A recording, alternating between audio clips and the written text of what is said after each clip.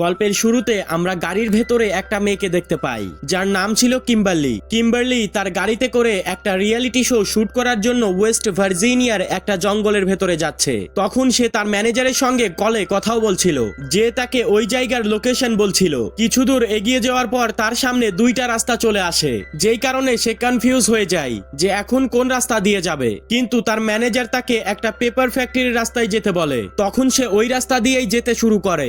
যখনই কিম্বারলি ওই রাস্তা দিয়ে এগিয়ে যায়, তখনই হঠাৎ করে তার ম্যানেজারের কলটা কেটে যায়, কারণ তার মোবাইলে সিগন্যালই ছিল না। তখনই কিম্বারলির মনোযোগ গাড়ির উপর থেকে একটু সরে যায়। তখনই কিম্বারলির গাড়ির সঙ্গে একটা ছেলের অ্যাক্সিডেন্ট হয়। এই কারণে কিম্বারলি একটু ঘাবড়ে যায়, কারণ কিম্বারলি ভয় পাচ্ছিল ছেলেটা যেন মরে না যায়। আর সে দ্রুত গাড়ি থেকে নেমে ওই লোকটাকে দেখতে যায়, আর তার প্রেয়ার সফল হয়। ওই লোকটি মরেনি, তার নিঃশ্বাস চলছিল। কিন্তু যখনই কিম্বারলি ওই লোকটার কাছে যায়, তখনই ওই লোকটা তার উপরে ঝাঁপিয়ে পড়ে এবং তাকে কামড়ে দেয়। তার ঠোঁট ছিঁড়ে কাঁচা চিবিয়ে খেয়ে ফেলে। কিম্বারলি ব্যথায় চিৎকার করছিল এবং সেখান থেকে পালানোর চেষ্টা করে। আর তখনই সেখানে আর একটা অদ্ভুত লোক চলে আসে। আসলে এই জঙ্গলের ভেতরে কিছু মিউটেন্ট বাস করে, আর এই মিউটেন্টের নাম থ্রি ফিঙ্গার। থ্রি ফিঙ্গারের কাছে তার কুড়াল ছিল, আর সে তার কুড়াল দিয়ে কিম্বারলিকে দু টুকরো করে কেটে ফেলে। এরপর দুজন মিউটেন্ট মিলে কিম্বারলিকে তার সাথে করে নিয়ে চলে যায়। এরপরে আমরা রিটায়ার্ড কর্নেল ডেল মার্ফি নামের লোকটাকে দেখতে পাই, আর সে এই জঙ্গলের রিয়েলিটি শোকে হোস্ট করছিল। এই টিমে 6 জন পার্টিসিপেট ছিল, যেখানে কিম্বারলি এই শোতে আসছিল, কিন্তু সে পৌঁছাতে পারেনি, কারণ সে রাস্তার ভেতরেই নরখাদকের শিকার হয়ে গেছে। আর এদিকে আমরা মাইকেল নামের আরো একটা ছেলেকে দেখতে পাই, যে এই শোটাকে ডিল করছিল, আর সে এই শো ডাইরেক্টরও ছিল। সবাই এখন শুটিং করার জন্য রেডি হয়ে যায়, কিন্তু কিম্বারলি সেখানে ছিল না। এই জন্য মাইকেল সবাইকে বুঝিয়ে বলে যে আমরা কিম্বারলিকে ছাড়াই এই শোটাকে শুট করব। সে এরপরে আরেকজন প্রডিউসারকে গিয়ে বলে সে যেন 6 কন্টেস্টেন্ট অর্থাৎ কিম্বারলির জায়গাটা নেয়, আর সে তখন রাজিও হয়ে যায়। এখন এবার তারা সবাই পুরো জঙ্গলে ক্যামেরা সেট করে দেয়, যাতে সবার উপরে তারা নজর রাখতে পারে। এরই সাথে তারা পার্টিসিপেন্টদের উপরেও একটা করে ক্যামেরা লাগিয়ে দেয়। একটু পরে শুটিংও শুরু হয়ে যায়। ডেল সবাইকে অদ্ভুত কিছু টাস্ক দিয়ে দেয়, যে তাদের জঙ্গলের ভেতরে গিয়ে খাবার খুঁজতে হবে। তাদের সবাইকে এক একটা টিম করে ভাগ করে দেওয়া হয়, আর যেটা তাদের শো রুল ছিল সেইটাও তাদেরকে বলে দেওয়া হয়।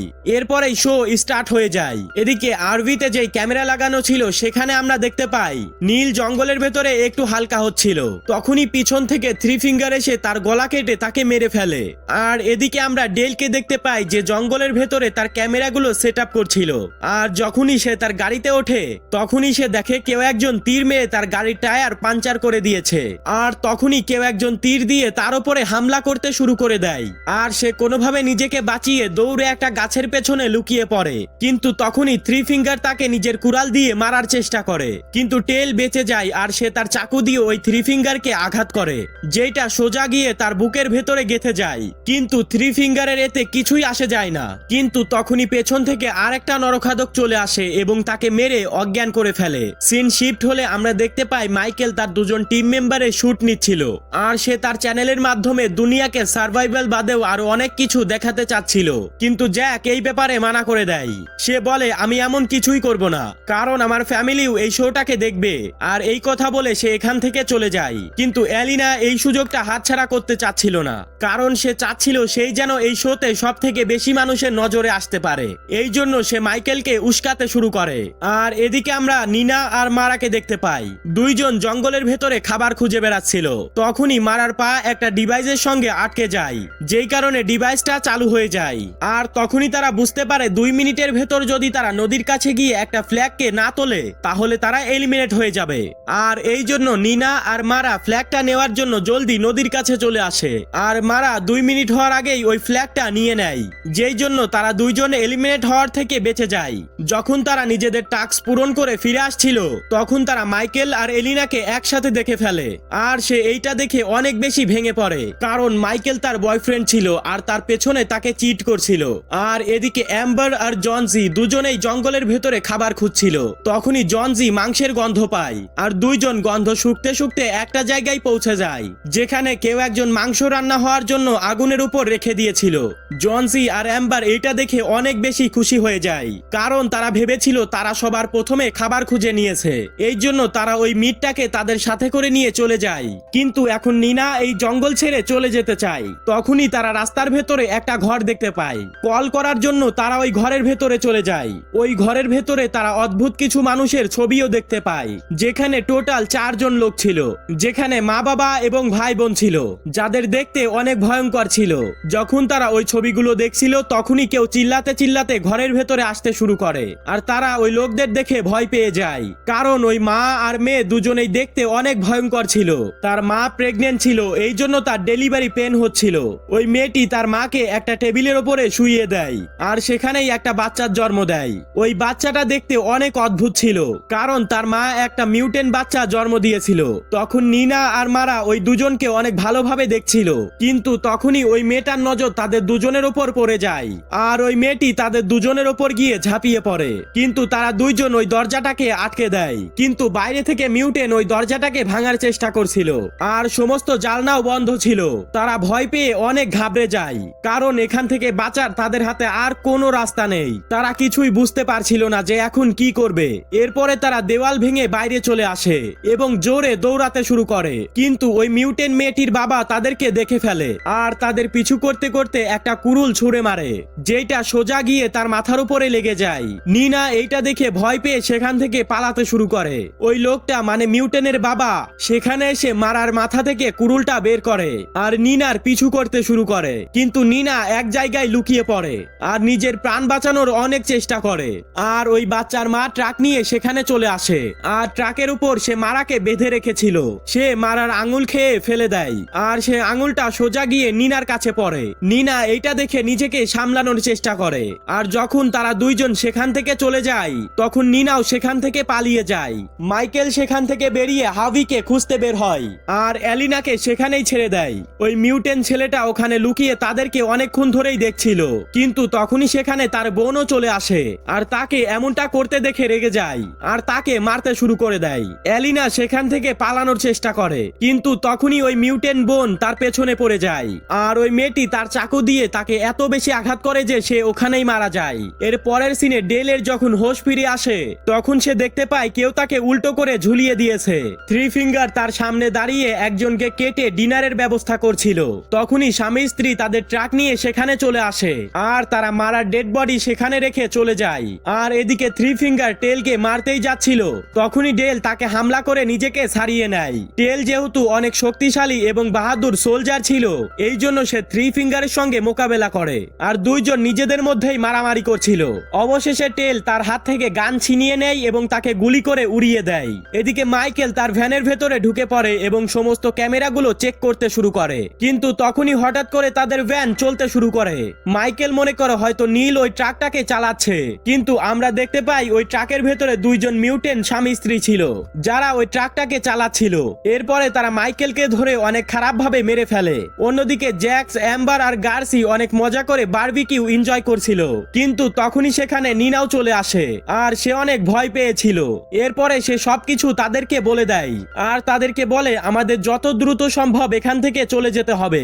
জনজি মনে করে এইটা হয়তো এই শোরই একটা পার্ট, এই জন্য তার এই সবকিছু অ্যাক্টিং মনে হচ্ছিল, কিন্তু তখনই অ্যাম্বারের নজর ওই বারবিকিউ এর উপর পড়ে, যেটা তারা অনেকক্ষণ ধরেই খাচ্ছিল।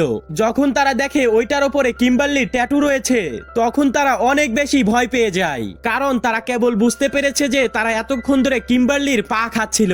এইটা দেখে সবাই সেখান থেকে পালিয়ে যায়। তারা দৌড়ে তাদের ভ্যানের কাছে পৌঁছে যায়, কিন্তু সেখানে তারা কিছুই খুঁজে পায় না। এরপর তারা সবাই ডিসাইড করে যদি আমাদের প্রাণ বাঁচাতে হয় তাহলে আমাদের ওই পেপার মিলের দিকে পালাতে হবে। টেল নিজে ওই ঘরটাকে দেখতে পায়, আর সে ওই ঘরের ভেতরে মিনার্ড নামের একটা লোককে দেখতে পায়। মিনার্ড এই মুভির ফার্স্ট পার্টে গ্যাস স্টেশনের মালিক ছিল। এরপরে মিনার্ড তাকে এই মিউটেনের ব্যাপারে বলে। সে তাকে বলে এই মিউটেন্ট গুলো হচ্ছে ইনব্রিডিং, এবং তারা ওই পেপার ফ্যাক্টরির কেমিক্যালের জন্য এমনটা হয়ে গেছে। আর যখনই মিনার্ড জানতে পারে টেল ওখানে থাকা মিউটেন্টকে মেরে ফেলেছে তখন মিনার্ড টেলের উপরে আক্রমণ করে দেয়, আর তাকে বলে থ্রি ফিঙ্গার আমার ছেলে। টেল ওখানে থাকা একটা ডাইনামাইট উঠিয়ে মিনার্ডের পেছনে লাগিয়ে দেয়, যেই কারণে অনেক বড় একটা ব্লাস্ট হয় আর তার বডি ছিন্ন ভিন্ন হয়ে যায়। এরপরে টেল ওই সমস্ত মিউটেনের সঙ্গে লড়াই করার প্রস্তুতি নিতে থাকে। এখানে তারা চারজন পেপার মিলকে খুঁজতে শুরু করে। তখনই তারা জঙ্গলের ভেতরে কারোর চিল্লানের আওয়াজ শুনতে পায়। সেখানে ওই দুই মিউটেন্ট ভাই বোন ছিল, আর তারা এই চারজনকে দেখে তাদের পিছনে লেগে যায়। নিনা এই তিনজনকে ছেড়ে ওখান থেকে পালিয়ে যায়, আর তারা তিনজন তাদের সঙ্গে লড়াই করতে শুরু করে। তারা তিনজন ওই দুইজনের সঙ্গে লড়াই করে তাদেরকে অনেক খারাপ ভাবে মারধর করে আর সেখান থেকে পালিয়ে যায়। এদিকে নিনা পালাতে পালাতে একটা গর্তের ভেতরে পড়ে যায়। সে ওখান থেকে বেরোনোর অনেক চেষ্টা করে কিন্তু সে এমনটা করতে পারে না আর সেখানেই আটকে যায়।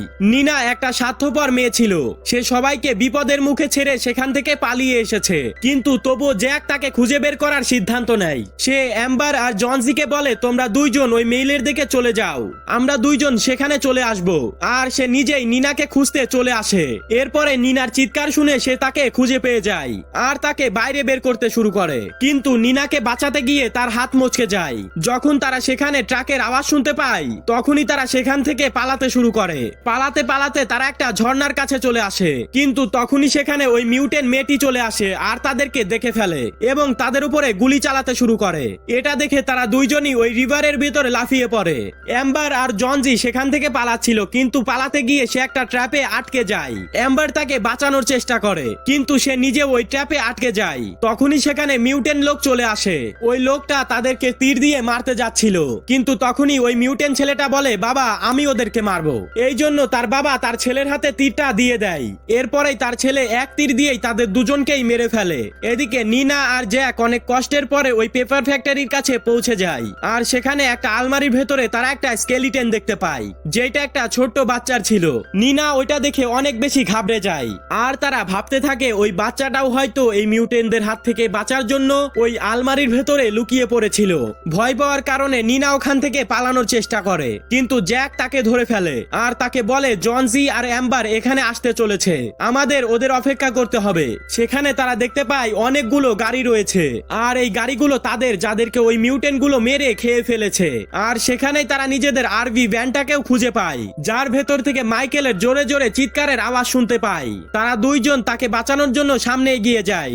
যখন তারা দুইজন ভেতরে যায় তখন তারা মাইকেলের লাইভ ভিডিও দেখে অবাক হয়ে যায়। সেখানে ওই বাচ্চাদের মা অর্থাৎ ওই মিউটেন্ট মাইকেলকে অনেক খারাপ ভাবে মেরে ফেলে। এখানে জ্যাক জানতে পারে এইটা তাদের জন্য বিছানো একটা ফাঁদ ছিল, যেটার কারণে তারা সেখানে আটকে যায়। তখন ওই মিউটেন্ট তাদের দুজনকেও ধরে ফেলে। নিনার যখন জ্ঞান ফিরে আসে তখন সে দেখতে পায় কেউ তাকে ডাইনিং টেবিলের সঙ্গে বেঁধে রেখেছে আর জ্যাককেও সামনে ঝুলিয়ে রেখেছে। কিছুক্ষণ পর ওই ফ্যামিলির ডিনার করার সময় হয়ে যায়। ডিনার করার আগে তারা সবাই প্রার্থনা করে আর তাদের ছেলে জোর করে নিনার মুখে খাবার ঢুকিয়ে দেয়। এখানে আমরা এটা জানতে পারি যে এই ফ্যাক্টরি আসলে তাদের বাড়ি ছিল। এখন তার একটা ট্রাক্টরের ভেতরে বেঁচে থাকা ওয়েস্ট বডি পার্টকে তারা ফেলে দেয়। সেখানে টেলও ছিল, সে এই সব কিছু দেখছিল। টেল যখন বাইরে চলে আসে তখন তার কাছ থেকে ভুল করে একটু আওয়াজ হয়ে যায়, যার কারণে তারা সবাই বুঝতে পারে যে এখানে কেউ হয়তো চলে এসেছে। আওয়াজ শুনতেই তারা সবাই বাইরে চলে আসে। এরপর টেল ওই মিউটেন্ট দুই ভাই বোনকে তার ট্র্যাপে আটকে ফেলে আর ওই দুইজনকে তার ডাইনামাইট দিয়ে উড়িয়ে দেয়। এরপরে টেল নিনার কাছে গিয়ে তাকে ছাড়িয়ে নেয়। এরপরে সে জ্যাকের হাতের বাঁধনও ছাড়িয়ে দেয়। তখনই সেখানে মিউটেন্ট স্বামী স্ত্রী চলে আসে আর নিজেদের বাচ্চাদেরকে মৃত দেখে সে রেগে যায় এবং পাগলের মতন হয়ে যায়। তার স্বামী টেলের উপরে অনেকবার তীর দিয়ে আঘাত করে, কিন্তু টেল অনেক মজবুত ছিল, এই জন্য টেল নিজেকে সামলায়। তখনই ওই মিউটেন্ট মহিলাটি টেলের গলায় চেন জড়িয়ে দেয়, যেটা সোজা গিয়ে তার গলা আটকে ধরে। তার গলা থেকে অনেক বেশি ব্লিডিং হচ্ছিল আর সেখানেই তার মৃত্যু হয়ে যায়। নিনা অনেক কষ্টের পরে ওই বিল্ডিং থেকে বাইরে চলে আসে, কিন্তু ভুল করে জ্যাক ওই গ্রান্ডারের রুমের ভেতরে চলে যায়। তারা দুইজন সেখানে এসে তাকে ওই গ্রান্ডারের ভেতরে ফেলে দেওয়ার চেষ্টা করে। নিনা জ্যাকের চিৎকারের আওয়াজ শুনতে পায়, সে চিৎকার করতে করতে এবার তাকে হেল্প করার জন্য এগিয়ে যায় আর এবার নিনা ওই মিউটেনের গলার উপরে কামড়ে ধরে আর জ্যাক তাকে মারতে মারতে ওই গ্রান্ডারের ভেতরে ফেলে দেওয়ার চেষ্টা করে, যার কারণে তার একটা হাত কেটে যায়। কিন্তু তখনই ওই মিউটেন্ট মহিলাটা এসে তার স্বামীকে বাঁচিয়ে নেয়, কিন্তু তখনই নিনা একটা লিভার টেনে দেয়, যার কারণে বড় একটা গাছের গুলি তাদেরকে গিয়ে আঘাত করে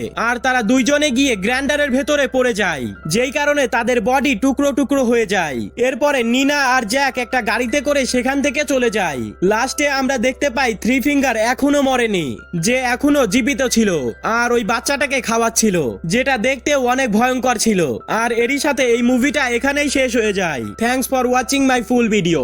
দেখা হবে নতুন কোনো ভিডিওতে। আচ্ছা যাই হোক, ভিডিওটা ভালো লাগলে লাইক করে চ্যানেলটাকে সাবস্ক্রাইব করে রাখতে পারো। দেখা হবে নতুন কোনো ভিডিওতে।